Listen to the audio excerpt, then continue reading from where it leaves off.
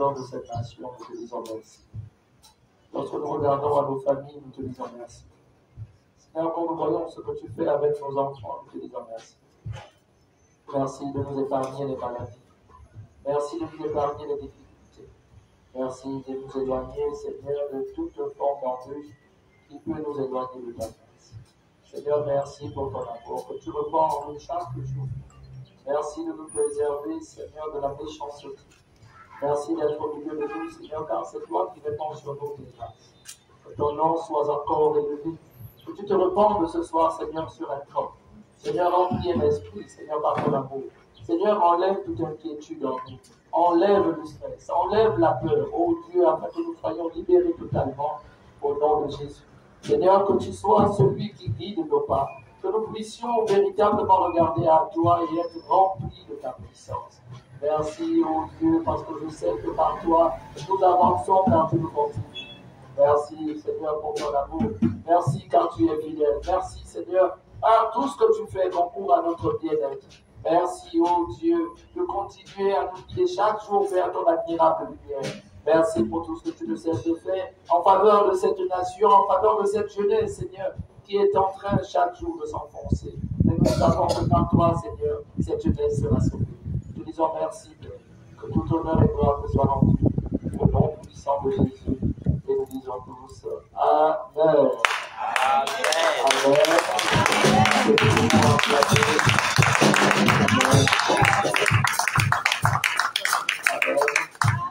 Que Dieu vous bénisse abondamment. Est-ce que nous pouvons nous asseoir, s'il vous plaît?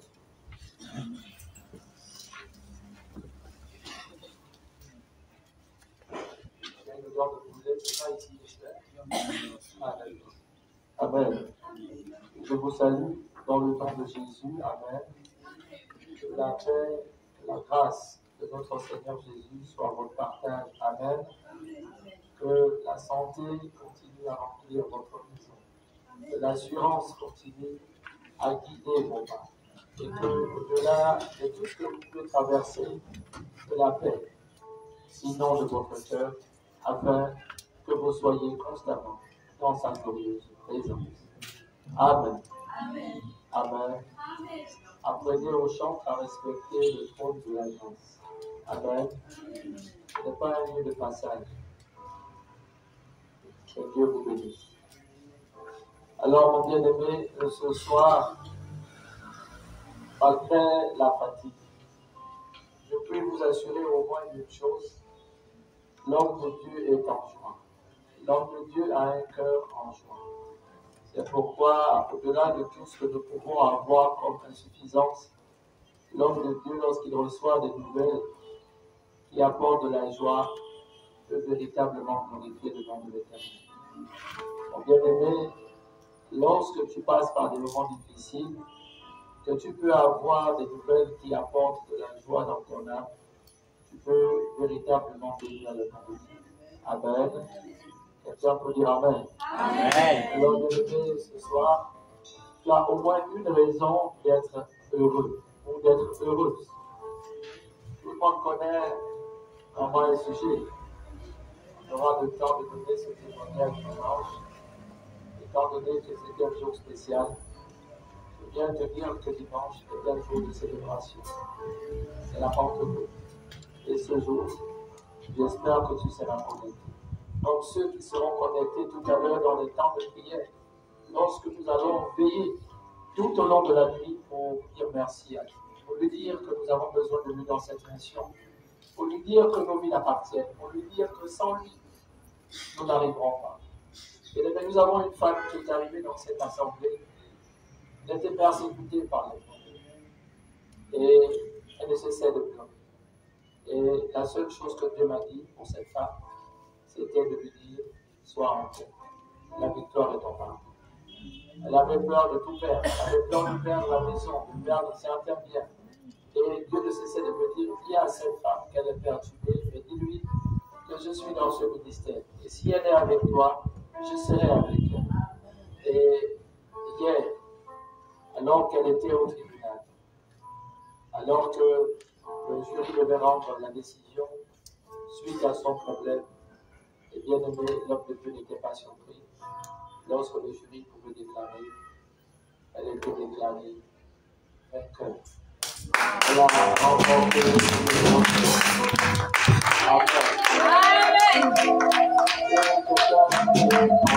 Amen. Ce n'est pas seulement sa victoire, mais c'est la victoire de notre Seigneur. C'est la victoire du ministère. Amen. C'est pour te dire que, bien aimé, Dieu fait des choses. La deuxième victoire est un problème que j'ai pris bras le corps. C'est un enfant qui n'a pas connu son père et qui a grandi dans la frustration, loin de l'amour. Et il s'est rapproché d'une famille et cette famille, à l'intérieur de cette famille, il y a un son père. Alors que de découvrir que tu appartiens à quelqu'un dans ta vieillesse, ce n'est pas évident. Alors qu'il était abattu, alors qu'il cherchait des solutions, Dieu l'a envoyé vers l'homme de Dieu. Et vers l'homme de Dieu, les choses se sont accélérées. Je viens simplement te dire ce soir, Dieu a permis que cet enfant, qui a la quarantaine aujourd'hui, puisse rencontrer son père hier. Et les choses se sont bien passées. Ils se sont embrassés petit à petit dans l'ordre. Alors, quel que soit le retard, Dieu permet que tu ne meurs pas sans connaître ton identité. Bien-aimé, je viens dire à quelqu'un qui est dans l'abattement, quel que soit ton témoignage, Dieu permettra que tu sortes de l'obscurité pour être dans sa lumière. Il faut savoir que Dieu fait des choses en son temps. Dieu fait des choses en son temps, c'est pourquoi je viens dire à quelqu'un, lorsque tu es enfant de Dieu, ne te soucie pas de ce que pensent les hommes. Ne te soucie pas de ce que font les hommes. Mais sois seulement préoccupé d'une seule chose, C'est ce que Dieu veut faire avec toi. Bien-aimé, si tes regards sont portés vers l'Éternel, je te dis une chose qui va t'apporter l'assurance, c'est que Dieu te donnera toujours la victoire. C'est pourquoi, bien-aimé, dans cette assemblée, il ne faudrait pas que l'homme de Dieu habitue les enfants à certaines mauvaises mentalités. Il ne faudrait pas que les enfants se croient incontournables. Il ne faudrait pas qu'un enfant de Dieu pense qu'il est le centre de l'église. Bien-aimé, cette église a commencé sans musiciens. Cette église continuera même sans musiciens. Bien-aimé, si tu n'as pas au fond de ton cœur la crainte de Dieu, bien-aimé, ce n'est pas la peine de penser que tu sers Dieu, tu te sers toi-même. Bien-aimé, quand tu rentres dans une assemblée, ne pense pas que tu es au-dessus de tout. Ne pense pas que tu es le centre de l'église. Je viens dire à quelqu'un, il faut savoir que Dieu utilise qui il veut, quand il veut et comme il veut. Cette assemblée est la maison de Dieu. C'est lui qui a bâti cette église. Et c'est lui qui enverra toujours la solution dans cette maison. Je ne veux pas qu'un enfant dans cette assemblée soit orgueilleux. Je ne veux pas qu'un enfant ici pense qu'il est le centre du ministère. Le seul centre du ministère, c'est Jésus-Christ que nous servons. Que tu ne prennes pas la place de Dieu, ni dans ton cœur, ni dans tes pensées. Que tu ne sois pas orgueilleux de penser que tout tourne autour de toi. Bien-aimé, s'il faudra qu'on reprenne des bidons, les bidons seront en honneur. S'il faudrait que les mains soient frappées, on acclamera Dieu avec nos mains. Mais la seule chose, c'est que Dieu sera glorifié. Je crois qu'on a encore touché la réglages de ce micro.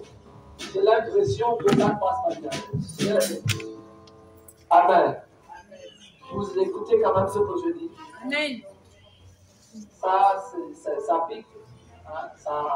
C'est pas un bon retour. Même pour moi qui parle, je vous assure que ce n'est pas évident. Amen. C'est mieux comme ça ou bien c'est pire? Amen.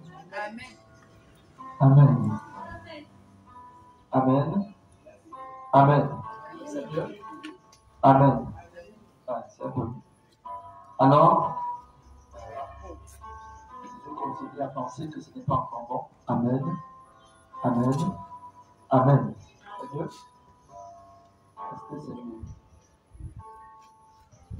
Amen. Amen. Là-bas, c'est la basse.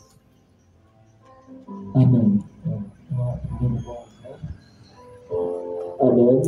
Ça commence à venir. Amen. Amen. Voilà, c'est ça qui dit. On va donc laisser ça. Amen. Amen. Amen. Amen. Amen. Amen. Amen. C'est mieux? Amen. Là, soit c'est mieux. Hein? Alors, je disais que il ne faudrait pas que nous soyons imbus de nos personnes. Nous sommes à la veille de la Pentecôte. Nous sommes quasiment à la même période où le Seigneur était en train de s'apprêter à remonter vers son trône de gloire. Et c'est à ce moment précis qu'il était en train de dire à ses disciples de repartir vers Jérusalem. Bien-aimés, il faut faire attention aux actes prophétiques. Jésus avait rassemblé pendant 40 jours après sa résurrection, il avait rassemblé donc les disciples pour leur donner la suite de son message. Et le message de Christ voulait simplement dire aux disciples que ne vous en voulez pas de ce que vous n'avez pas pu marcher avec moi. Ne soyez pas tristes que vous n'ayez pas pu tenir vos promesses. C'est pourquoi ce soir, je viens dire à un enfant de Dieu, ne t'habitue pas souvent à promettre Dieu. Ne t'habitue pas à faire des promesses que tu ne peux pas être surpris de ce que nos promesses, nous n'arrivons pas à les réaliser. J'aimerais dire à un enfant de Dieu ce soir, venir à l'église, ce n'est pas promettre l'homme. Venir à l'église, ce n'est pas promettre à un frère, ce n'est pas promettre à une sœur que je serai toujours là. Bien-aimé, le seul qui sera toujours là, c'est Jésus-Christ. Bien-aimé, ne promets pas ce que tu ne peux pas tenir. Ne donne pas, ne promets pas ce que tu ne peux pas donner. Dans tes poches, tu sais ce que tu as. Alors ne promets pas au-delà de ce que tu possèdes. Les enfants de Dieu ont toujours échoué parce qu'ils aiment toujours s'empresser de promettre. Les enfants de Dieu disent, je serai toujours là. Je serai toujours quand tu auras besoin de moi. Je serai à tes côtés.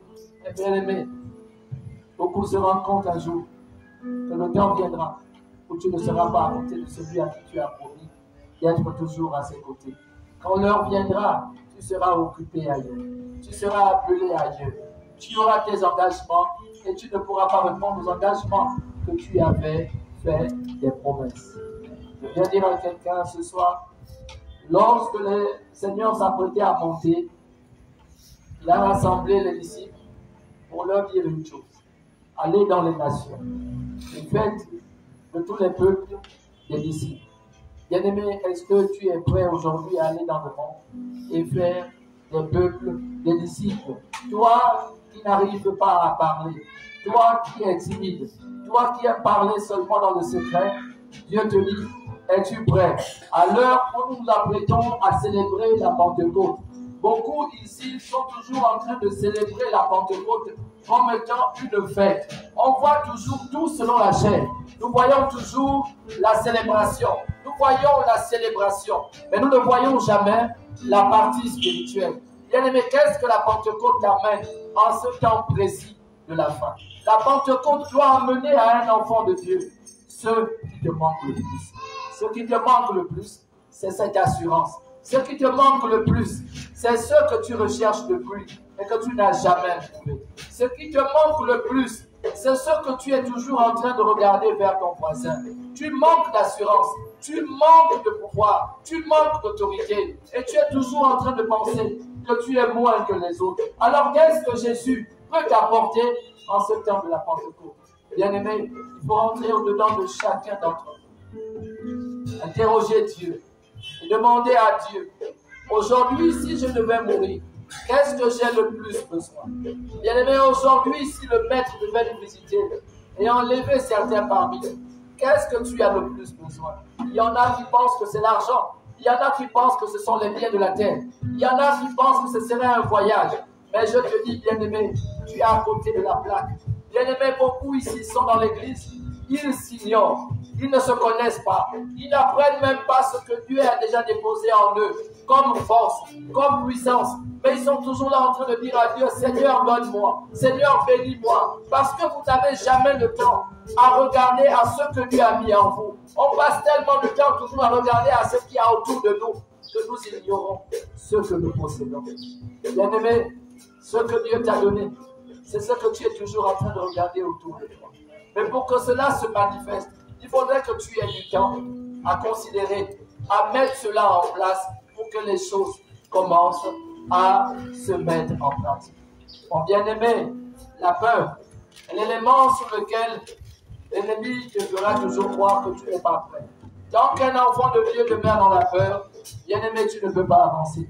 Tant qu'un enfant de Dieu demeure dans l'incertitude, tu ne peux pas avancer. Je viens te dire ce soir que beaucoup d'enfants de Dieu pourtant prient, mais ils ne reçoivent pas ce qu'ils demandent à Dieu. Mais comment vas-tu recevoir ce que tu demandes à Dieu alors que tu sais qu'au fond de toi, il y a toujours un élément qui te fait peur? Tu as peur d'affronter le noir. Tu as peur d'être seul. Tu es toujours en train d'être rempli d'amis. Mais c'est des amis qui ne parlent pas le langage que tu utilises. C'est des amis qui ne mangent pas la nourriture que tu manges. C'est des amis qui sont infidèles et qui ne pratiquent pas la fidélité. Alors lorsque tu marches avec n'importe qui, mon bien-aimé, je viens t'annoncer que Dieu peut te faire rétrograder parce que tu ne portes pas ton regard vers là où lui, il veut t'envoyer.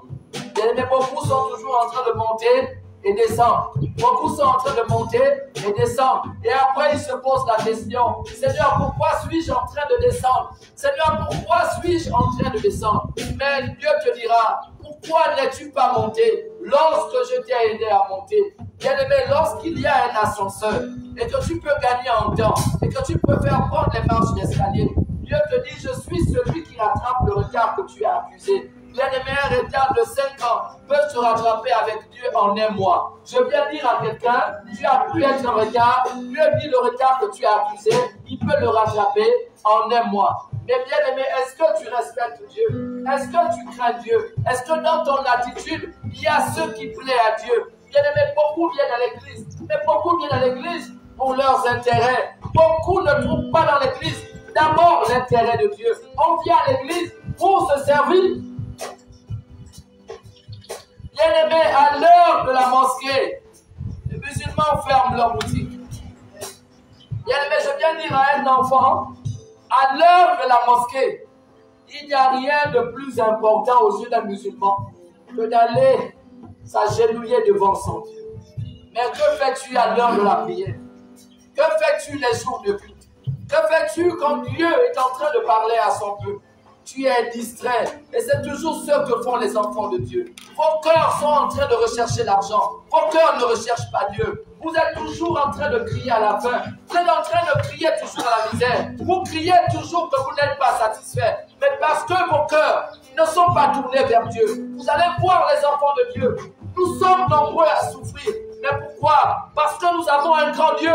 Mais nos cœurs ne s'appartiennent pas à Dieu. Nos cœurs sont détournés de Dieu. C'est pourquoi nous passons plus de temps à souffrir qu'à prospérer. Pourquoi? Parce qu'au moment où il faut adorer Dieu, toi, tu es en train d'adorer autre chose. Tu as une idolâtrie qui guide ton âme.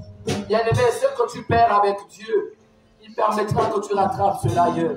Je te dis que ce que tu crois perdre, lorsque tu es dans la présence de Dieu, Dieu te permettra de gagner 1000 fois mieux après le temps que tu passes avec lui. Bien-aimé, la crainte de Dieu vaut mieux que 1000 choses ailleurs.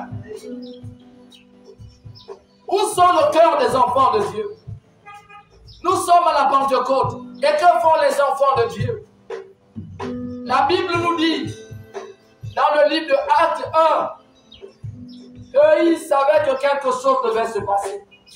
Mais comment un disciple allait s'éloigner de Jésus, plus que le temps était favorable pour recevoir un message particulier? Où était le disciple qui manquait? Si c'était Judas qui avait trahi le maître, aucun d'eux ne manquait à la peine.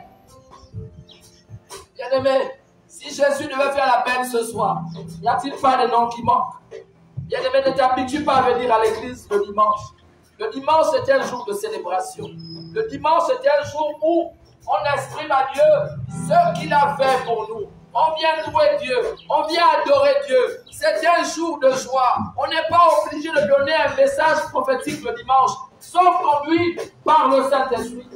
Mais bien aimé, personne ne savait qu'à la veille de la Pentecôte, les disciples étaient autour de leur maître. Ils étaient autour de Jésus. Ils étaient autour de Jésus, pourquoi? Parce que c'était le temps pour eux de recevoir quelque chose qu'ils ne pouvaient pas avoir après son départ. Jésus est parti 2 fois. Il est allé 1 fois quand il est mort. Et là, il devait partir maintenant, rejoindre son Père pour occuper son trône de gloire. Mais bien aimé, si tu n'as pas été là la première fois quand il allait dans le tombeau, mais sois au moins là la 2e fois, lorsqu'il devait monter dans les cieux. Que voulons-nous recevoir quand nous venons à l'église? Nous avons le regard préoccupé. J'ai un enfant dans cette église. Elle prend la latitude de me déranger à tout moment. En temps normal, tu vas trouver qu'elle exagère peut-être. Mais lorsque tu as des yeux spirituels, lorsque elle dit à l'homme de Dieu, ça ne va pas à la maison, il y a l'enfant qui nous a terminé de dormir. Qu'est-ce que nous faisons? Et j'ai dit en qualité de prophète, pose tel acte prophétique et tu verras la joie revenir dans ta maison. Mais bien aimé, qu'es-tu en train de chercher? Il y a des enfants de Dieu qui n'ont aucune révélation. Il a beaucoup d'argent. Il prendra l'enfant et il ira à l'hôpital. Mais je viens t'annoncer que quand tu marches avec orgueil, Dieu enlèvera tout ce que tu possèdes et il te laissera seul. Bien aimé, Job était orgueilleux.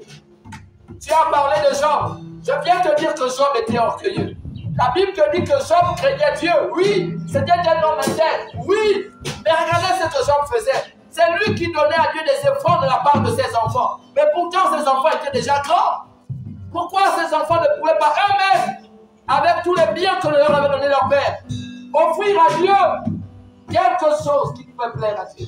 Alors Job estimait que comme je suis celui qui te sert, je te donne, mais je donne aussi pour mes enfants. Dieu a dit, Job, ça ne marche pas comme ça. Ça ne marche pas comme ça. Et c'est ce que nous faisons. Vous allez voir les enfants de Dieu. Quand ils ont maintenant un peu d'argent, ils sont orgueilleux. Pourquoi je vais donner l'enfant à l'homme de Dieu pour qu'il prie? Il suffit d'aller à l'hôpital, il suffit d'aller à la pharmacie, et mon enfant guérira. Il y a des, je viens te dire, il y a des bouches autorisées, il y a des bouches au-dessus des autres bouches, il y a des bouches quand ils parlent. Même la maladie n'a pas de choix de le partir. Mais bien aimé, es-tu en train de rechercher? Es-tu en train de rechercher? Aujourd'hui, regardez l'église du Gabon. On a une église qui est faible. Pourquoi? Parce qu'aujourd'hui, tous les enfants de Dieu sont toujours en train de crier à l'argent. Vous n'avez pas remarqué? Les enfants de Dieu sont toujours en train de parler le même langage. Je n'ai jamais d'argent. Et regardez leur attitude. Ils n'ont jamais rien à donner à Dieu. Et regardez les mêmes enfants qui disent qu'ils n'ont pas d'argent dans l'église. Regardez quand tu leur annonces qu'il y a un décès. Ils vont aller faire les prêts par intérêt. Va dire à ce même enfant qui dit qu'il n'a pas d'argent qu'il y a un mariage dans la famille. Il va aller faire un prêt par intérêt pour aller couvrir la tenue du mariage. Pour être comme les autres. Et à l'église, on n'a jamais rien à donner à Dieu. Regardez comment nous nous comportons dans l'assemblée des saints. Tous on a un même programme. Et les travailleurs. Et ceux qui ne travaillent pas, on vient à l'église à 18h. Parce qu'on estime que c'est ce que je peux donner à Dieu. Mais bien aimé, Dieu veut te parler. Pas toujours au moment de la parole. Dieu veut te parler même quand tu ranges les chaises. Dieu veut te parler même quand tu parlais l'assemblée. Dieu veut te parler pendant que tu es en train de brancher les appareils. Dieu parle quand il veut. C'est lui seul qui choisit le moment. Tu viens t'habituer à écouter Dieu seulement pendant la parole. Et il n'est pas dans la parole. Tu veux écouter Dieu dans la louange et l'adoration. Il n'est pas dans la louange et l'adoration. Je viens te dire, Dieu t'attendait avec un balai. Il t'attendait avec une pelle. Il t'attendait pour soulever les chaises. Mais tu n'étais pas là. Pourquoi? Tu as développé les habitudes. Bien-aimé dans l'église, ne sois pas habitué à venir faire ce que tu aimes faire. Bien-aimé, laisse Dieu te conduire. Il y a un moment donné où Dieu va te dire, va dans l'église, pose tes actes, pose tes actes. Et toi, sans réfléchir, viens à l'église, pose un acte prophétique. Pose un acte prophétique. Beaucoup me diront, je ne suis pas dans un département. Mais tu es toujours en train d'attendre. Tu attends que l'homme de Dieu t'invite dans un département. Bien aimé, tu ne comprends pas pourquoi Dieu ne veut pas agir dans ta vie. Tu es en train de perdre du temps. Mais Dieu dit, qu'es-tu capable de faire pour lui? Aujourd'hui, Dieu nous pose la question, que sommes-nous capables de faire pour lui? Bien aimé, aujourd'hui, qu'es-tu capable de faire pour lui? Je vois des gens, quand ils cherchent le travail, ils se lèvent à 7 h du matin. Je vois des gens, à cause de leur travail, ils se lèvent très tôt de chez eux. Même s'il y a des bandits dans leur quartier, ils vont très tôt au boulot. Pourquoi? On a envie d'être bien noté par le chef. Mais celui qui te donne la vie, qu'es-tu prêt aujourd'hui à faire pour lui? Regardez quand il s'agit de nos intérêts. Aujourd'hui, maman Sylvie me donnera 10 000. Je vais aller tôt. Je prendrai la disposition. Mais quand il s'agit de Dieu, on n'a jamais le temps. On n'a jamais le temps. Mais bien aimé, ce n'est pas de ta faute. Tu es en train de regarder Dieu comme tu regardes l'homme de Dieu. Il y en a ici dans l'église qui estiment que l'homme de Dieu n'est pas plus important qu'eux.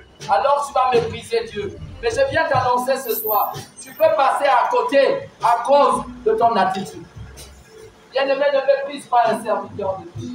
Ne sois pas dans la distraction. Ne sois pas en train de chercher à servir plusieurs maîtres. Sois en train de servir un maître. Tu vas dire que nous servons le même Dieu. Non, Dieu est fidèle. Ce n'est pas le plus important d'aller servir partout. Le plus important, c'est d'être à ton poste.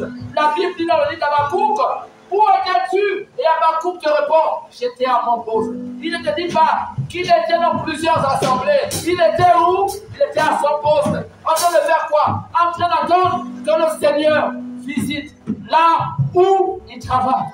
Où es-tu en train de travailler? Où es-tu en train d'œuvrer? Bien-aimé, que le succès que tu as aujourd'hui ne te fait pas perdre la tête.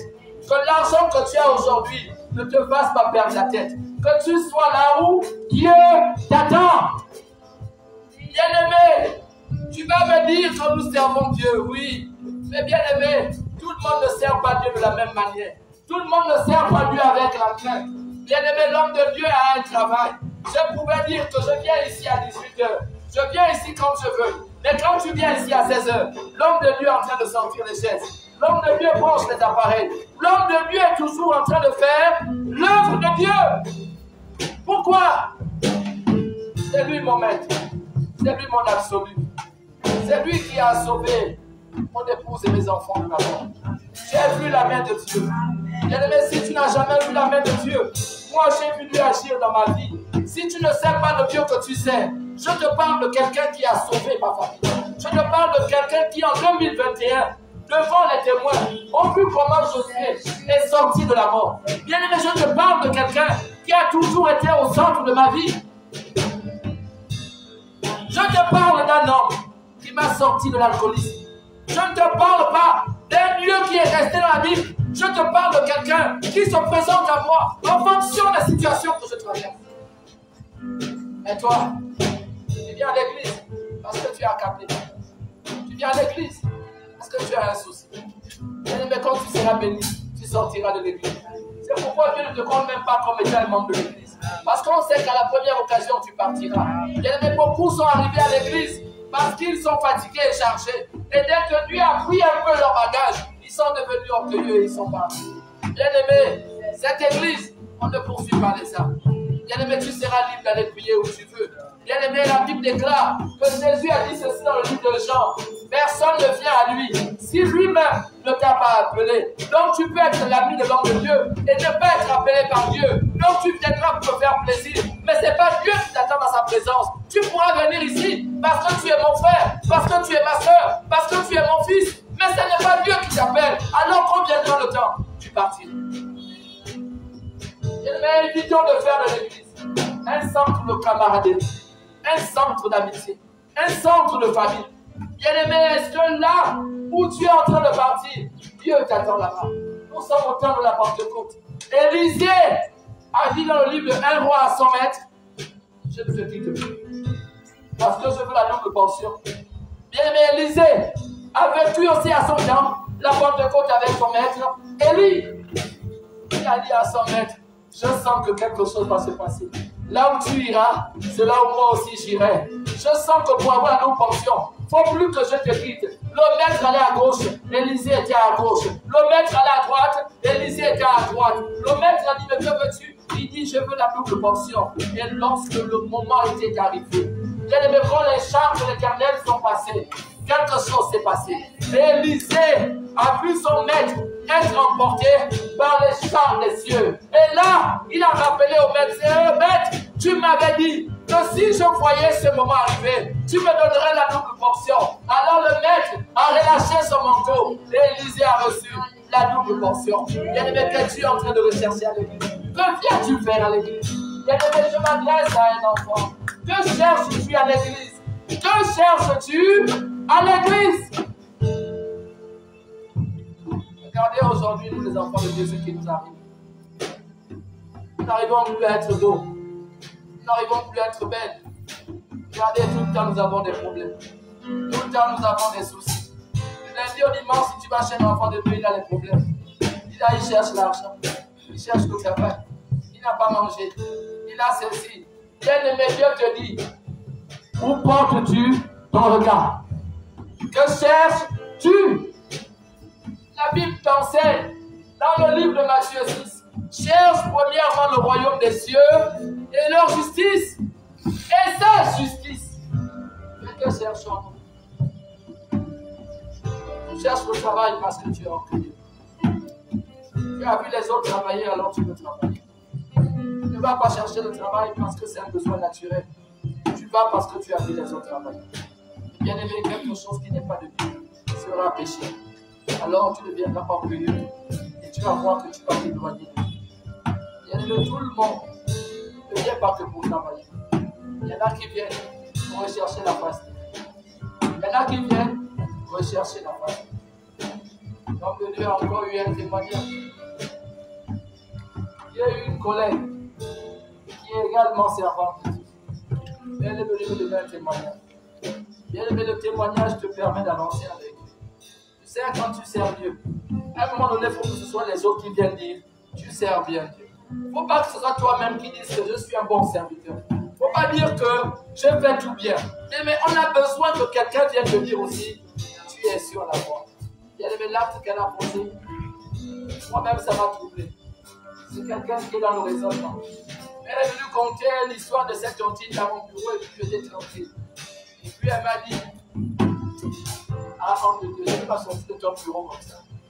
Je suis venu dans ton bureau compter ce que j'ai compté. Je dépose le fond de ce que j'ai compté. Elle m'a donné. J'ai dit, après elle a dit, ah, homme de Dieu, ça fait une semaine que je te cherche. Et depuis, je ne sais pas comment te donner le message. Je dis, maman, sois libre. Parle. Tant que c'est Dieu, il y a toujours le temps. Elle m'a donné un message que je dois te donner. Parce que c'est un message de vie à l'homme. Et elle m'a dit, Dieu te dit, qu'attends-tu? Qu'attends-tu?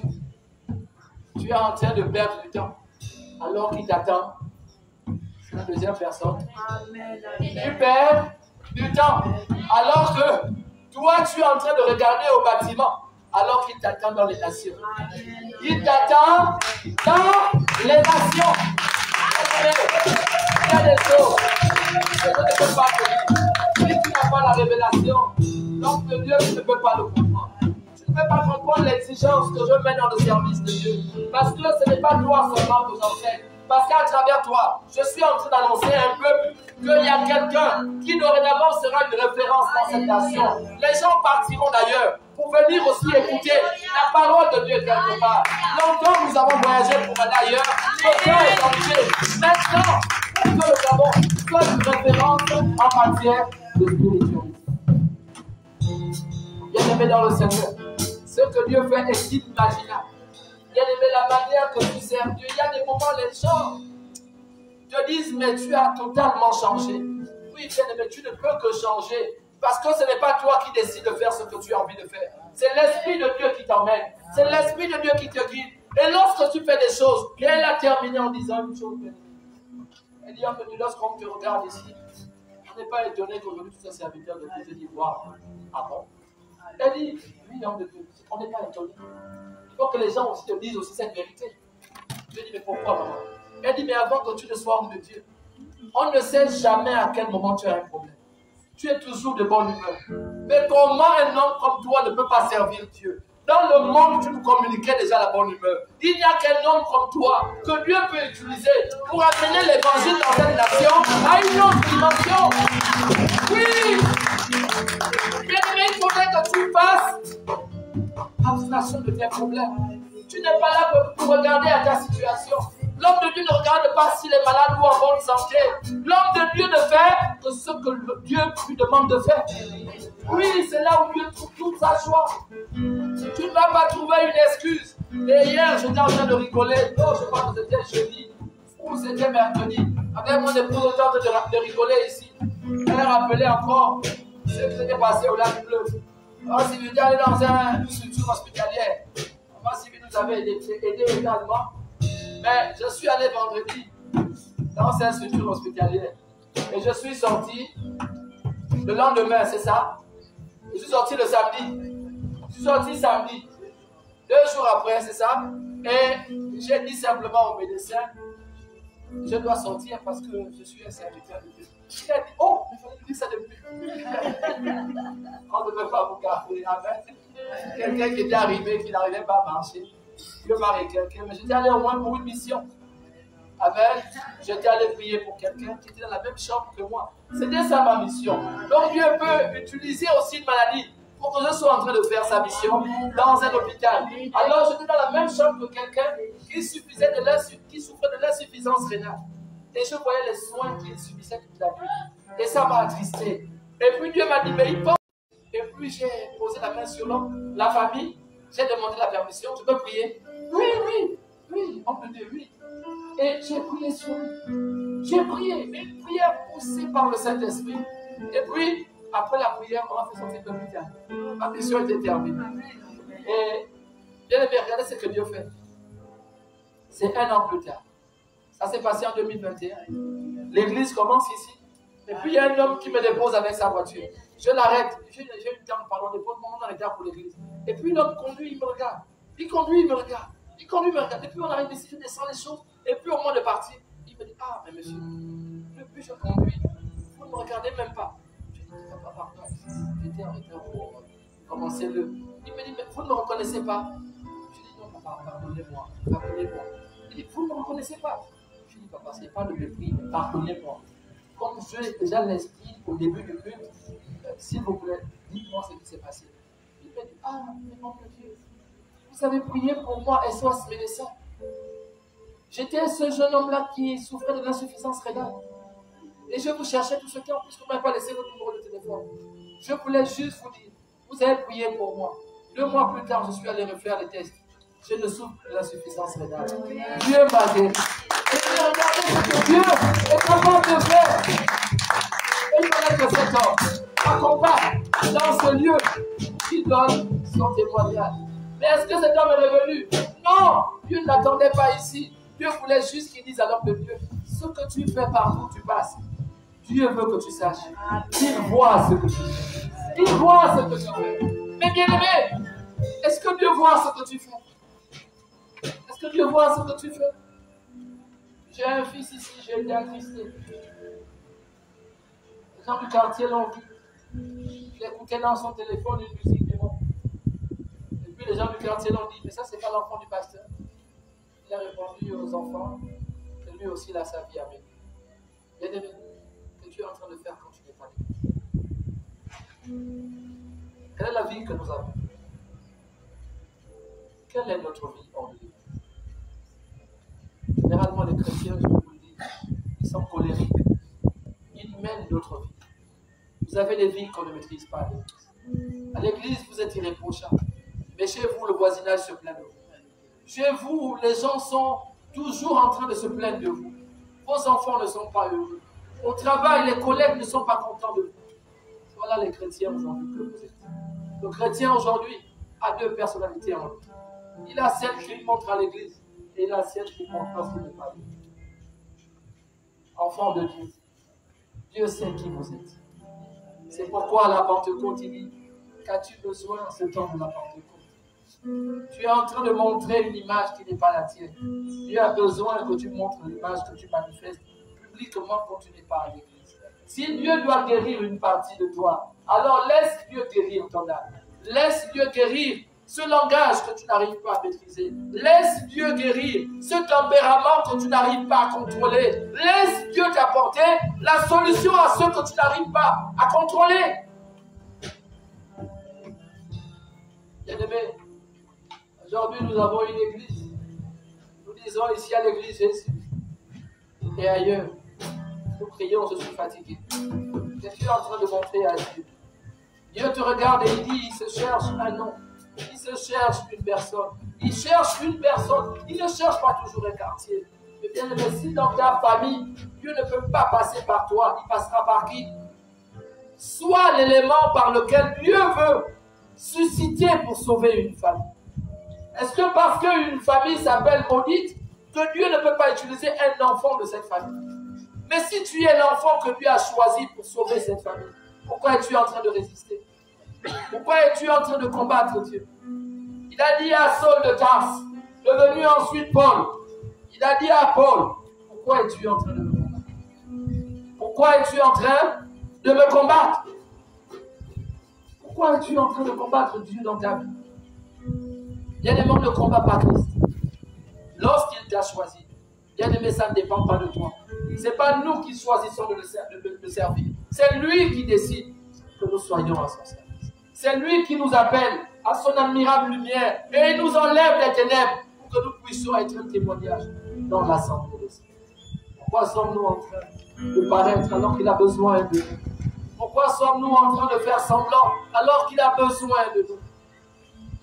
Nous rentrons dans nos maisons et nous sommes les mêmes. Rien n'a changé en nous. Nous disons pourtant que nous avons accepté Christ, mais en nous, nous sommes les mêmes. Mais pourquoi? En nous, on n'a rien abandonné. Et la Pentecôte est devant toi pour te dire que tu es en train de chercher de la part de Dieu. Attends-tu de Dieu? Que doit-il venir enlever en toi? Bien-aimé, ce n'est pas la multiplication des activités qui fera que tu sois heureux. Ce n'est pas multiplier les activités qui t'apporteront le bonheur. C'est simplement trouver la bonne activité qui apportera la paix dans ton cœur. Bien-aimés, beaucoup ont plusieurs chantiers, plusieurs hobbies apporteraient des solutions à leurs problèmes. Mais ils ont trouvé que cela ajoutait encore plus de soucis. Bien-aimé, je viens te dire, ce n'est pas la multiplication des partenaires qui te feront croire que tu seras à l'abri du besoin. Bien-aimé, un seul partenaire peut t'apporter ce que 1000 ne pourront pas t'apporter. Je viens dire à quelqu'un ce soir, es-tu en train de chercher Dieu ou es-tu en train de dire à Dieu, utilise-moi comme je suis. Tu es en train d'imposer à Dieu un système. Tu es en train d'imposer à Dieu une logique. Et c'est ta logique. Généralement, les enfants de Dieu viennent à l'église et ils choisissent déjà là où ils veulent être bénis. Seigneur, je suis venu ici, il faut me bénir ici, pas ailleurs. Bénis-moi à gauche, pas à droite. Bénis-moi devant, pas derrière. Ils disent souvent ils ne veulent plus reculer. Mais qui va reculer? Qui va reculer à ta place? Lorsque ton enfant est en train de s'enfoncer, qui va reculer? Mais vous chantez, je ne veux plus reculer. Jésus te dit, il est le premier et le dernier. Vous voulez toujours être la tête et non la queue. Mais Jésus te dit, il est le premier et le dernier. Il est alpha, il est oméga. Alors quand tu ne veux plus reculer, alors tu tomberas et tu mourras. Il a dit à Moïse, monte et meurs. Bien-aimé, je ne te souhaite pas de monter et de mourir. Tu sais comment on meurt? As-tu essayé de mourir sans prendre les médicaments pour te suicider? As-tu essayé de mourir sans te jeter d'un immeuble? En étant assis, on te dit meurs.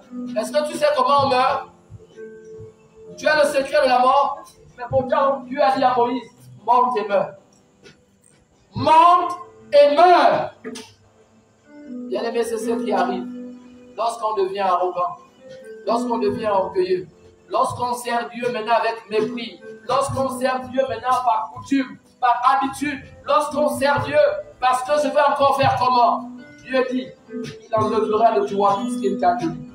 Il ôtera même les dons et les talents qu'il t'a donnés et il donnera à ceux qui en ont besoin. Oui, ça c'est Dieu. C'est pourquoi un enfant de Dieu ne doit pas toujours être orgueilleux. Bien-aimé, il y a la part de César et il y a la part de Dieu. Mais quand le temps de Dieu est arrivé, sois à ton poste. Ne sois pas en train de chercher des raisons. Bien-aimé, quelle que soit ton activité, tu n'as pas de raison devant Dieu. Avec Dieu, c'est oui et amen. Beaucoup sont toujours en train de dire, je t'ai occupé. Et Dieu te dit, mais pour avoir la vie qui te permet de faire ce que tu fais, sais-tu ce que je fais pour que tu sois debout? Il suffit seulement à Dieu d'enlever le souffle, seulement le souffle qui te maintient debout, qui te permet de vaquer à tes occupations, et tu sauras qui est Dieu. Fais l'orgueil lorsque c'est possible, mais je dis, le souffle de vie qui te maintient debout, qui te permet d'aller à gauche et à droite, c'est Dieu qui te le donne. Alors si tu ne respectes pas ce grand Dieu, si tu ne le crains pas, alors il enlèvera, il ôtera ce qu'il a donné. Et tu verras quel est le Dieu que nous servons. Pourquoi, mon bien-aimé dans le Seigneur, nous arrivons à un temps où les enfants de Dieu doivent faire attention à leur façon de servir. Les enfants de Dieu, au moment où nous sommes en train de célébrer la Pentecôte, doivent s'interroger sur leur façon de servir. Tu es jeune, tu es occupé à faire les TikTok, tu es occupé à faire les vidéos, tu es occupé à mener une double vie, tu es à moitié bandit, à moitié chrétien. Dieu te dit pendant la Pentecôte, il faut faire un choix. Bien-aimé, tu as un langage du monde et un langage chrétien. Dieu te dit, il faut faire un choix. Tu es toujours en train de dire, je travaille. Comme un enfant à qui j'ai posé la question. C'est alors là que tu rentres, tu me dis, c'est ça le travail. Bien-aimé, le travail, c'est la crainte de l'éternel. Bien-aimé, tu veux aller loin dans la vie, commence d'abord la crainte de Dieu. Bien-aimé, quelle que soit ton activité, tu dois d'abord avoir dans l'esprit la crainte de Dieu. Parce que si tu crains Dieu, Dieu te donnera des opportunités. Dieu apportera vers toi des situations que tu n'as même pas imaginées. Il ouvrira des chantiers pour toi. il te mettra à toi seul des biens inestimables. Mais bien aimé, si tu veux manger le pain de la douleur, alors tu travailles pour force. Parce que tu es orgueilleux. Pourquoi? Parce que pour toi, il n'y a que l'argent qui passe avant le reste. Mais Dieu te dit, la crainte de l'Éternel est le commencement de la sagesse. Bien-aimé, celui qui veut aller loin, commence d'abord à craindre Dieu. Bien-aimé, moi j'ai dit à mon patron, je ne peux pas être ici après telle heure. Je préfère avoir une sanction parce que je dois servir Dieu. Parce que lui, il me justifie. Il m'a dit à César ce qui est à César. Je suis ici jusqu'à 15h30. Au-delà de 15h30, je ne réponds plus tard. Le temps maintenant appartient à Dieu. Je dois maintenant répondre à Dieu. Donc 15h30, mon bureau est fermé. Parfois même 15h, mon bureau est fermé. Parce que le temps d'avoir le taxi, je dois déjà être à l'église. Parce que je suis le premier à servir Dieu. Je dois venir soulever les chaises. Je dois venir faire le rangement. Parce qu'avant de compter sur quelqu'un, je compte d'abord sur moi-même. Parce que je suis celui que Dieu a établi. Et que si tu continues à t'appuyer sur les hommes vont te faire marcher. Ils vont te montrer qu'ils comptent sur nous. Nous sommes importants. Alors on va faire en sorte que le culte commence en retard. Mais bien aimé, toi qui crains Dieu, c'est à toi de leur montrer la voie. Commence à venir à l'église. Commence le rangement. Branche les appareils. Commence à louer, à adorer. Prêche et tu verras. Les gens sauront que pour rien au monde, personne ne pourra t'éloigner de l'amour de Dieu. Bien-aimé, craindre Dieu, c'est à toi de montrer l'exemple. L'homme de Dieu ne doit pas venir seulement à l'église le dernier pour dire, il vient comme un roi, comme un prince pour prêcher, parce qu'il est l'homme de Dieu. L'homme de Dieu est le premier ouvrier, est le premier esclave de l'église. C'est pourquoi vous voyez, je me comporte comme ça. Je suis toujours en train de travailler, en train de balayer, en train de ramasser, parce qu'un jour, Dieu me donnera des comptes. Et à toi, le paresseux qui prend de marcher seulement avec l'orgueil. Et malgré tout ce que l'homme de Dieu fait, tu t'en fous. Et un jour, tu verras tes biens disparaître comme ça en fumée. Parce que tu n'auras pas crainte. Je viens dire à quelqu'un, il vaut mieux pour toi craindre Dieu que de craindre toujours l'argent. Parce que l'or et l'argent appartiennent à Dieu. Je viens te rappeler que l'or et l'argent appartiennent à Dieu. Et que si tu crains Dieu, alors tu auras l'or et tu auras l'argent. Tu seras à l'abri du danger. Ta maison ne sera pas malade. Il n'y aura ni mort, ni stérilité dans ta maison. Pourquoi? Parce qu'en toi, il n'y a que la crainte de Dieu. C'est pourquoi dans cette assemblée, peut-être qu'au début, j'ai montré aux hommes que je m'attaquais qu'aux femmes. Mais je viens rappeler à tous les enfants de cette assemblée que dorénavant, il n'y a ni femme ni homme. Vous allez être traités au même niveau d'égalité. Les hommes ne doivent pas s'estimer au-dessus des femmes parce que ce sont des hommes. Quand vous ne montrez pas l'exemple dans une assemblée, vous n'êtes pas digne de vouloir parler aux femmes. Regardez dans cette église par exemple, c'est toujours les femmes qui arrivent les premières. Où sont les hommes? Ils sont toujours ailleurs. Vous allez voir, où sont les hommes de cette assemblée? Ils sont ailleurs. Ils sont occupés à faire autre chose. Mais c'est comme ça que Adam aussi était occupé dans le jardin. Et Ève a été tentée par le serpent. Et comment allez-vous enseigner les femmes si les hommes ne sont jamais à leur poste? Ils ont toujours des raisons. Ils sont occupés. Ils sont au travail. Ils sont à gauche. Ils sont à droite. Mais Dieu te dit, un jour, tu rendras des comptes. Et au moment de la Pentecôte, bien-aimé, que pourras-tu donner à ton enfant? Lorsque l'enfant voulait écouter un conseil, tu voudrais donner à l'enfant l'argent, mais ce n'est pas l'argent que l'enfant aura besoin. Alors quand l'enfant avait besoin que tu viennes le soutenir pendant les examens, tu diras au chauffeur, va le déposer, mais tu perdras un jour ton enfant. Pourquoi? Parce que tu ne seras jamais là où Dieu t'attend, tu seras toujours distrait. Bien-aimé, l'argent est bien, mais l'argent va concourir à ce que nous soyons équilibrés. L'argent, c'est Dieu qui nous le donne. Nous ne sommes pas esclaves de l'argent. Dieu nous a donné le pouvoir de contrôler, de diriger la terre. Alors je refuse que ce soit l'argent ou tout le reste soit au-dessus de moi. Alors je peux choisir la vie que je veux mener. Je déclare donc que Dieu est mon étendard, il est mon soutien et le pilier de ma maison. Oui, si Dieu est mon pilier, alors il permettra que ma maison et moi, nous ne mourrons pas de faim. Il permettra que nous soyons toujours éloignés du danger, que nous ne soyons pas dans la disette. Mais depuis que tu as commencé à poursuivre les biens de la terre, donne-moi ton compte bancaire et je te dirai là où tu es en train d'aller. Donne-moi juste ton compte bancaire et je te dirai là où tu es en train d'aller. C'est pourquoi que l'orgueil ne soit pas ton ami, que l'orgueil ne soit pas ton compagnon, que tu sois en train de faire l'œuvre de Dieu. C'est pourquoi l'homme de Dieu parlera aux enfants toujours dans la vérité. Que je t'aime, que tu sois toujours à côté de moi. Je te dirai toujours ce que Dieu veut que je te dise. Je ne peux pas être cet homme de Dieu hypocrite qui gardera les gens à côté de lui et ne pourront même pas les parler, ne pourra jamais conseiller les enfants. Il laissera les enfants faire ce qu'ils veulent. Mais dans cette église, vous aurez l'obligation, tant que Dieu vous a envoyé ici, de suivre ce que l'homme de Dieu fait. Aujourd'hui, nous avons des hommes irresponsables. Pourquoi? Parce qu'ils croient que tout c'est l'argent. Ils n'arrivent à rien diriger parce qu'ils croient que tout c'est l'argent. Mais l'argent ne t'apprendra jamais comment on gère une maison. L'argent ne t'apprendra jamais comment on devient sage. L'argent ne t'apprendra jamais comment éduquer les enfants. Mais si tu as la grâce de Dieu, tu pourras diriger une maison, tu pourras gérer ta femme et gérer tous tes enfants, sans que l'argent ne vienne te rendre fou. Bien-aimé, tu es milliardaire, demande à l'argent de t'enterrer. S'il n'y a pas un homme, tu verras que ton argent ne servira à rien.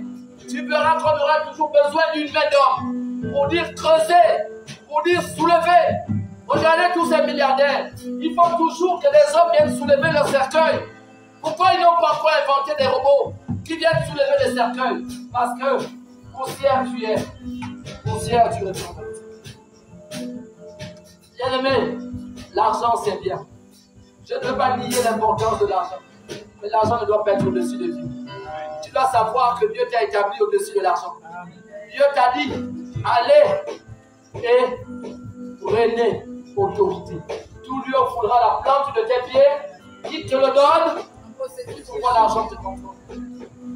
En ce temps de Pentecôte, que tu es en train de demander à Dieu? Que tu es en train de demander à Dieu?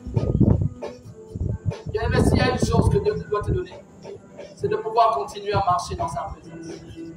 Bien aimé, qu'un enfant ne devienne pas orgueilleux. Bien aimé, un enfant qui sort de la maison de ses parents avec orgueil, finira avec orgueil. Bien aimé, tu as manqué de respect à ton père. Un jour, tu manqueras de respect à l'homme de Dieu. Bien aimé, parce que c'est ta nature. Tu pourras voiler cela pendant un temps. Mais la nature reprendra ses droits. Et un jour, tu diras à l'homme de Dieu, tu en fais trop.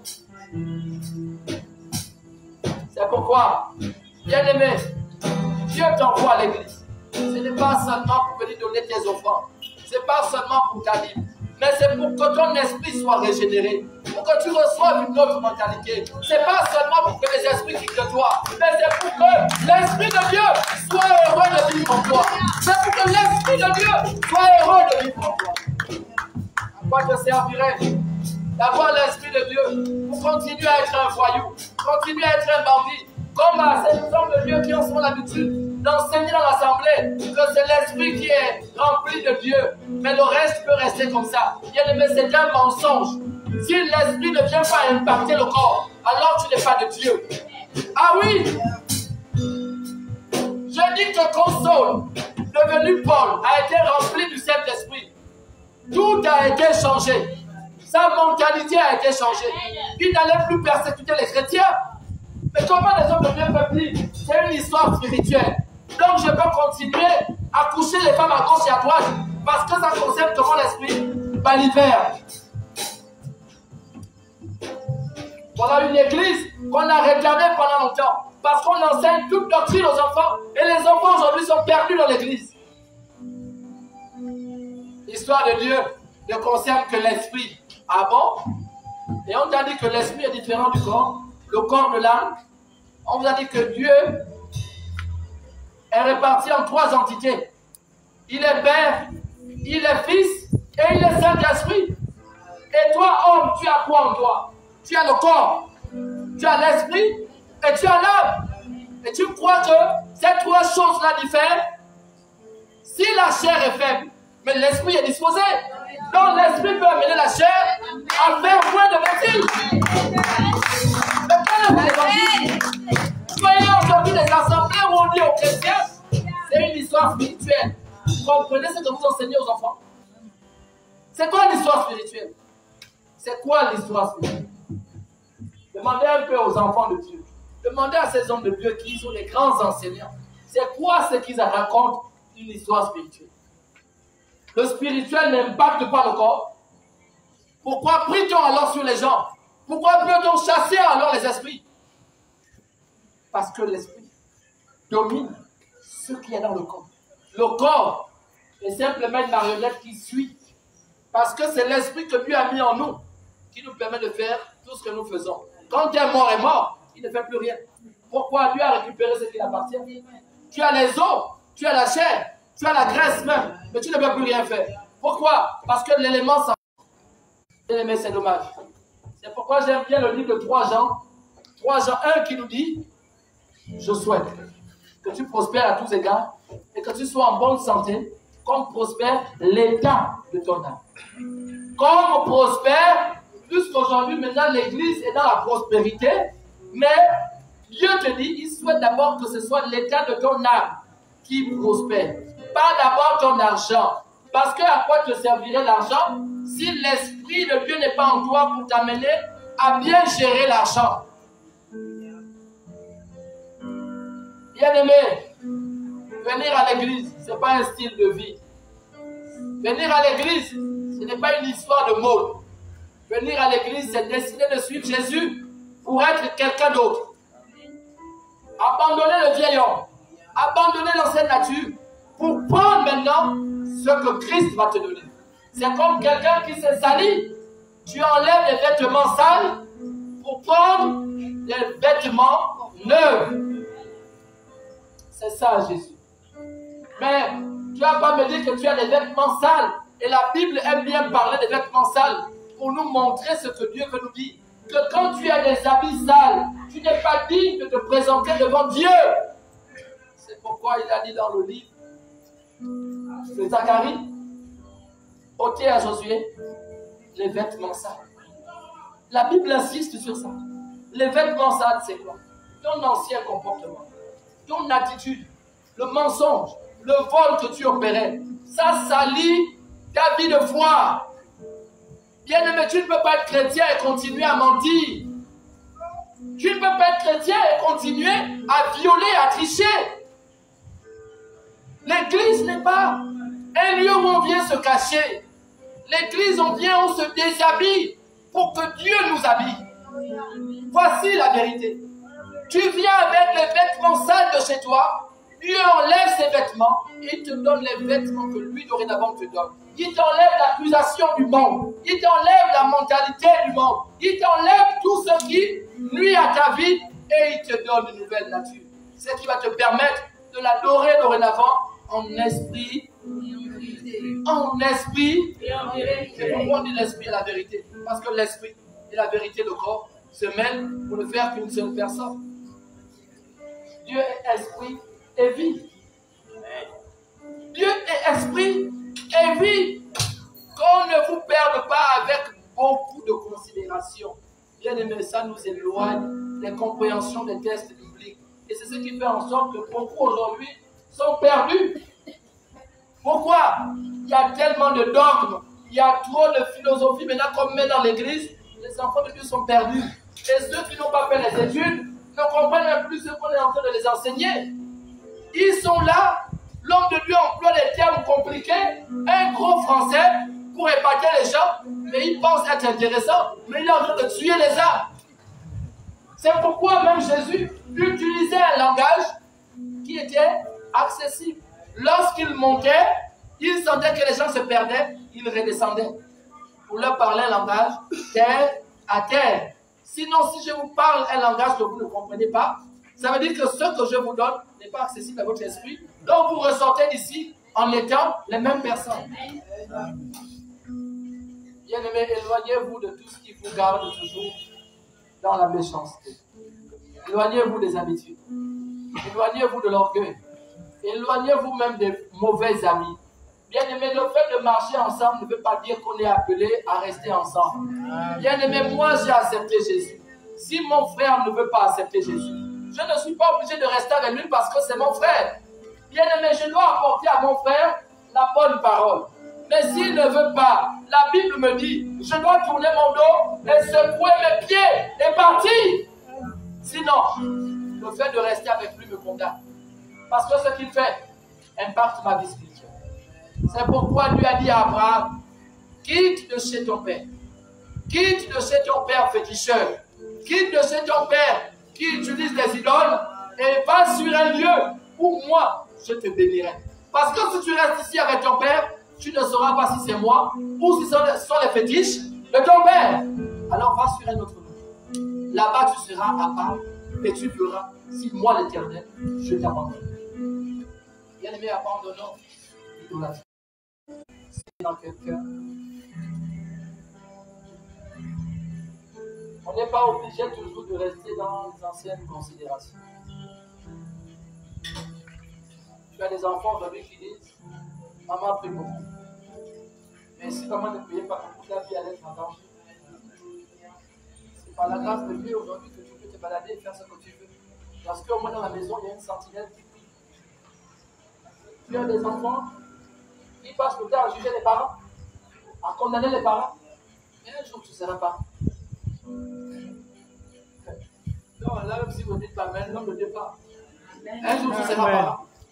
Et à tous ces enfants qui aiment crucifier les parents, vous allez voir quand vous aurez un enfant, 2 enfants, ce que tu as fait subir à tes parents. C'est ce jour-là que tu diras, ah donc c'est ce que maman subissait. Donc c'est ce que papa subissait. Lorsque nous venons à l'église, ce n'est pas pour être orgueilleux. Tu as des chrétiens qui ne savent même pas dire bonjour là où ils travaillent. Moi j'ai vu les enfants comme ça, ils ne savent pas dire bonjour. C'est-à-dire, ils viennent. C'est-à-dire que tu dois te débrouiller à leur dire bonjour. Ils viennent là, ils me regardent. Ils me regardent. Et tu sens même dans l'attitude de l'enfant que c'est un enfant déjà orgueilleux. C'est que l'orgueil, hein, tu sais, l'orgueil aime montrer que tu es dans la place. L'orgueil, il faut être comme ça. Qu'est-ce que je suis en train de faire?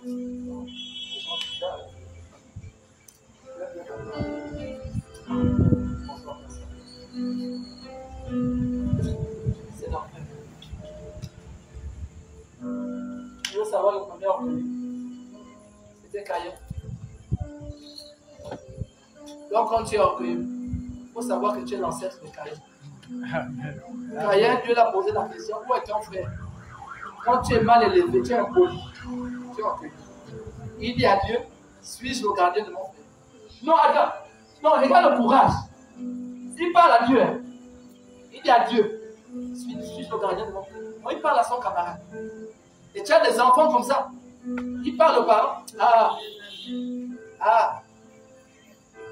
Suis-je obligé de faire ça? Votre maison là, vous vous fatiguez. Mais tu auras aussi une maison de paix. C'est là où tu as bien réussi. La maison de maman de fatigué. Tu auras une maison de paix. Tu vas voir comment gérer une maison. Papa est toujours là. Tu seras dans ta maison de paix. Tu vas voir comment tu pourras faire le foufou dans ta maison. Ces jours-là, je connaîtrai vos maisons. Vous les enfants là, je viendrai jouer au ballon dans votre salon. On va voir ce que vous allez faire. Ah, maman aussi. On a mangé seulement les petits 2 morceaux là, fait le bruit. Tu donnes le prix d'1 kilo. Le petit morceau là, ça va. Fait le bruit. Quand tu vois de l'argent, tu te rends. C'est. Ferme la bouche.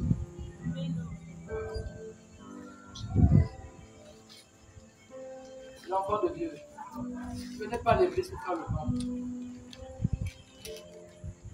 Les messages qui viennent dans cette assemblée-là, vous savez ce que nous vivons dans notre maison. Ne venez pas ici pour être comme une autre église. On est fatigué. Il y a tellement d'églises qui se ressemblent. Le témoignage dehors est sombre. Les païens se disent aujourd'hui mieux que les chrétiens. Parce qu'il dit les plus méchants sont à l'église. Les sorciers sont à l'église. Les impolis sont à l'église. Parce que quand tu vois les enfants des chrétiens, il faut les voir dans la rue. Je vais faire une vidéo bientôt. Je vais vous surprendre. Je vais vous montrer. Personne, là vous savez que je vous ai dit ça. Mais vous ne saurez. Je vais vous montrer les vidéos de vos enfants. J'ai commencé. Mais les parents eux-mêmes seront choqués. J'ai dit, les parents de cette église-là. Quand vous allez voir ce que vos enfants font dehors. Vous allez dire donc, Jésus, je ne suis pas encore sauvé. C'est quand même que le diable utilise nos enfants. Pour que nous soyons accusés. Pour que nos vêtements soient sales. C'est que tu dis à l'enfant de ne pas faire. C'est ce que l'enfant aime faire. Oh, moi aussi. Elle m'a convenu, je peux dormir avec lui. Ma maison, fermée. Les clés dans ma chambre. Sors maintenant. Si tu as réussi à trafiquer les clés de la porte, mais ici, là, on ne trafique pas. Là où tu seras condamné. Tu sautes, tu découpes le bois. Non, c'est lui qui a construit ici. Il était concentré. Donc, tout la marmaille que j'ai ici, là, ils se reconnaissent. Ils savent que même quand ils veulent venir, c'est devant la télé. Ou ici, c'est mieux de faire le sport. Mais là-bas, c'est mieux. Et puis ils sont exposés. Quand ils sortent, demain, il y a un jeune qui a dit on a vu ton fils là. Parce que Dieu est comme ça ici. Oh, pasteur, mais ton fils là, on l'a vu. Il s'est battu là-bas. On l'a même séparé. Ils vont te donner tous les détails. Ta fille là, elle était avec les garçons, là, les petits garçons, on la voyait. Les enfants ici, là, ils sont les mêmes. Là, c'est les petits, 3. Voilà, demain, c'est les parents. Les petites filles. Les amis, c'est les garçons.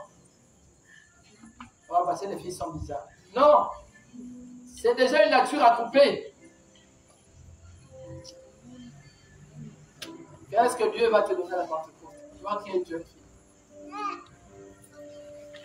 Les amis, c'est que les garçons. Qu'est-ce que tu racontes avec les garçons? Maman Jessica. Qu'est-ce que tu racontes quand tu es avec les garçons? Tabitha. Qu'est-ce que tu racontes avec les garçons? Hein? L'école, là. Dans l'école, là, il n'y a pas les filles. Il y a les garçons. Ma fille ici, tu la rends comme les garçons. Vous voyez? Elles sont étonnées. Qu'est-ce que Dieu peut vous donner là-bas?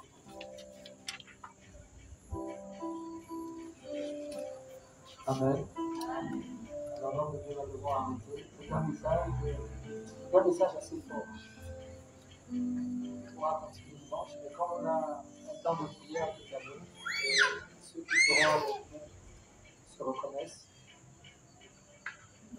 Et nous faisons attention à notre façon de servir Dieu. Faisons attention à notre façon de servir. Ne nous laissons pas conduire par toutes les doctrines autour de nous. Soyons concentrés sur ce que Dieu attend de nous.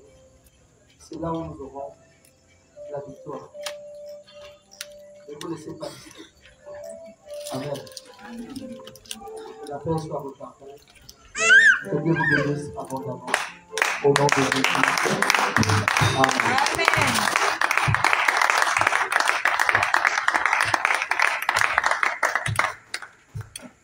Amen. Que Dieu bénisse ce moment privilégié. Amen.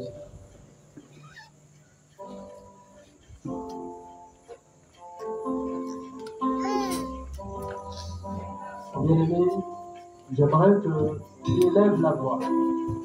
J'aimerais qu'en ces temps difficiles, en ces temps de persécution, en ces temps où autour de nous, Les autres prospèrent, les autres évoluent, et nous sommes là en train de stagner. Nous avons des blocages, nous avons des colères en dedans de nous, nous avons des incompréhensions. Bien-aimé, j'aimerais te inviter à élever la voix. Simplement à dire à Dieu, Seigneur, aide-moi à comprendre là où tu es en train de m'amener. Bien-aimé, est-ce que quelqu'un avec moi peut élever la voix et dire à Dieu, Seigneur, aide-moi à avancer, aide-moi à comprendre ce que tu veux faire de moi, aide-moi à avoir une vie de prière, aide-moi à avoir une vie, Seigneur, qui puisse te faire plaisir. Bien-aimés, tous ensemble, élevons nos voix et prions. Excellence, Père de grâce, Papa, ce soir, nous venons de dire ton nom. Nous venons de dire combien de fois, Papa, nous avons soif de toi. Seigneur, longtemps nous avons marché loin de toi. Longtemps, Seigneur, nous sommes restés dans les attitudes de colère. Seigneur, parce que nous voyons autour de nous les autres prospérer, nous voyons les autres avancer, nous voyons les autres évoluer. Seigneur, alors notre cœur est bien rempli de colère. Et nous avons besoin de toi, Papa. Nous avons besoin que tu nous aides à avancer, que tu nous aides à évoluer, que tu nous aides à comprendre, Seigneur, le chemin que tu as fait. Seigneur, nous avons besoin que tu te manifestes dans nous. Nous avons besoin que tu fasses de plein contrôle. Seigneur, tu es rempli. Manifeste-toi, c'est bien ce soir, le temps est à présent, Seigneur, au nom de Jésus. Seigneur, pour te dire combien de fois, j'ai besoin de toi, j'ai soif de toi. Seigneur, touche-moi, touche ma vie, change, Seigneur, ma mentalité. Seigneur, que mon attitude ne me condamne pas devant ta face. J'ai besoin de toi, aide-moi à marcher, aide-moi à t'écouter, aide-moi, Seigneur, à avoir une vie de prière, aide-moi, oh Dieu, à recevoir de toi. Seigneur, la cimetière dans ma vie, dans ma maison et dans celle de mes enfants. Seigneur, nous ne sommes pas juste là, à l'église, Seigneur, en faisant mon j'ai besoin de toi. Alors manifeste-toi dans nos vies. Change mon comportement. Change ma vie. Aide-moi, Seigneur, à m'écouter. Aide-moi à avancer. Seigneur, aide-moi à réaliser ce que tu as pour moi. Seigneur, aide-moi à demeurer dans ta présence. Je ne veux pas être rebelle, je ne veux pas me défier de toi, mais je veux écouter ta parole, Seigneur, je veux monter avec toi, je veux avoir une vie de prière, je veux avoir une vie de consécration, je veux avoir une vie au nom de Jésus. Seigneur, je sais, je vois en moi, alors manifeste-toi, oh Père, attire, Seigneur, à toi, j'appelle les paroles de la vie, Seigneur, touche ton cœur, appelle-moi encore plus haut, permets-nous, Seigneur, de monter encore avec toi, pour la gloire de ton nom. Seigneur, les gloires de ton nom. Aide-moi à évoluer. Aide-moi à recevoir la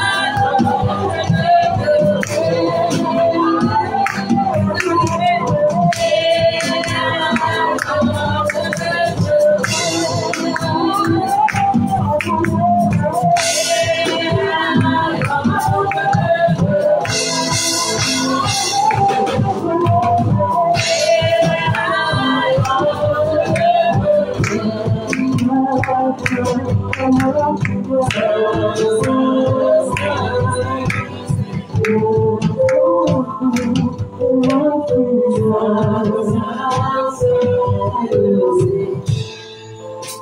que quelqu'un peut rendre gloire à Dieu? Est-ce que tu peux acclamer pour la gloire à Dieu? Merci,